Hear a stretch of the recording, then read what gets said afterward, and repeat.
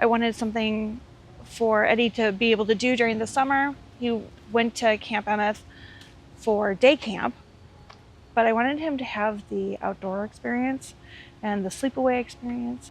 At first, like when I first got on the bus to leave, I was like frightened. Like I had never been to a sleepaway camp for that long.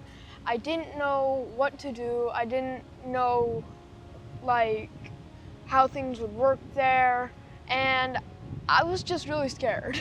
Well, the first thing I noticed when I got there was the amazing scenery.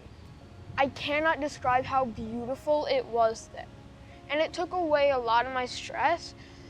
Because it's not something that I can give him at home. Like I said, I'm a single mom and he's an only child. And those are experiences at camp that he won't have at home. Also, I'm the only Jewish person left in my family. My mom and dad both passed away within the last 2 years. And it was really important that from my mom, that Eddie have a good Jewish upbringing. I learned stuff I never thought I would know how to do. I learned how to knead dough into the perfect challah. I learned how to braid it. I learned how to do many prayers. And it's just an amazing experience in all.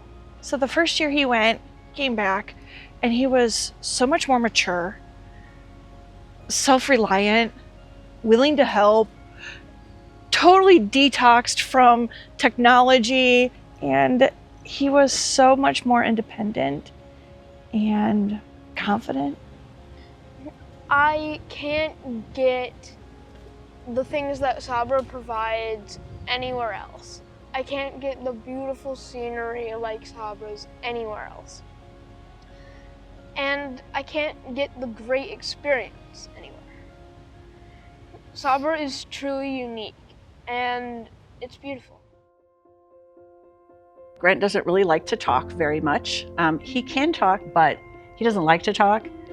He loves to look at the written words. He reads well, so he likes written words, he likes lists, he likes cast lists. But when he has lines, and the lines are there for him and he doesn't really have to think about it, that's when he looks the most natural. That's when he looks, when he's the most happy. So when he was in junior high school, he was in a social skills program and they filmed it. He just was so natural in what he was saying. He looked like this cool junior high kid, like he looked like the cool kid in class. And I'm like, oh, he likes it when he knows what to say. He probably remembers the lines from his monologue from when he was in high school. Grant, delivering pizza. Give me the first couple lines. I expected to drive around town, deliver the pizzas, and collect the money. So then it was when he became an adult, like, what am I going to do with him now that he's an adult? But then somebody said to me, well, you should try the theater program at the J. And so I came up here and found out about it and signed him up for it right away, and he loved it. And so we've done every show ever since then. The program here is great because everybody gets a part and everybody gets to do the best according to their abilities. And even if it's difficult for somebody to say some of the lines or stuff because maybe they have difficulty with speech or a stem or something, they still get to be in the play and they still get to have parts and they still get to do those kind of things. The biggest, hardest thing for me as a parent has been that, like not having friends and not being able to make friends, because it is hard if you can't have a conversation to keep friends. But people in this community, I feel like they let people be who they are. It's nice for him to have people that he can hang out with all the time. She's looking at me. She's looking at me.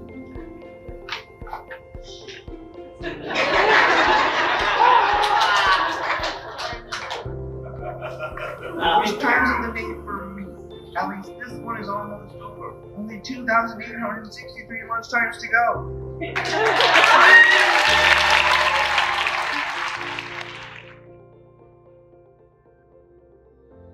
Mama moved in with me 7 years ago.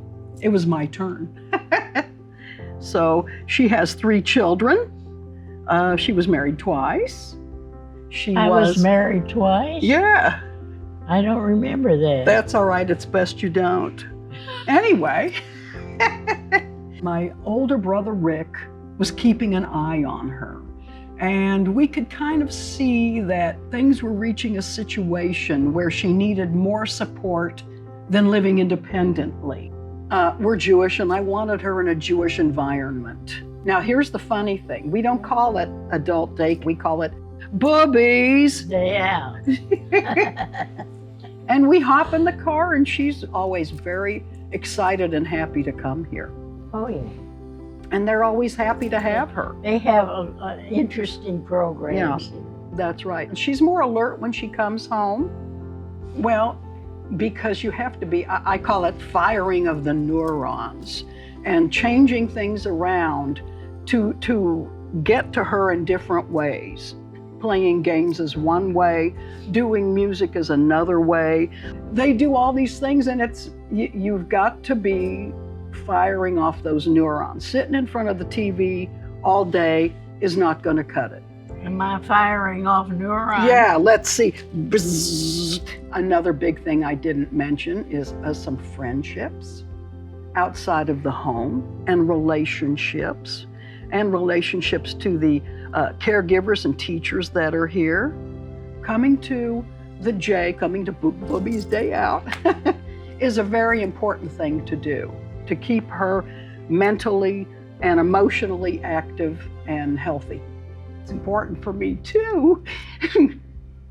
As a caregiver, it's not easy, and it's important to have a break. It is a wonderful program. She's loved and taken care of. She has a good time. And the most important thing is I know that she's in the best of hands. The staff is marvelous. Sometimes she teaches the instructor some of the Jewish tunes and the words and things. It's kind of fun. I do. Yeah. I play the piano and I sing, honey. Shabbos is der Freitag, Perfect. macht das wie ein Melech. Macht das Kiddish, Korach, Yiddish, over a glass of wine. Macht das Leben Appetit, Shabbos Kodesh is Giet. Oi, oi, wie geht, is nur zu sein ein Jid. Spatschen, Latte, Satte, Zoi, Kegel machen, oi, oi, oi, oi, oi, wie geht, is nur zu sein ein Jid. oi. Bum, bum, bum, bum, bum, bum.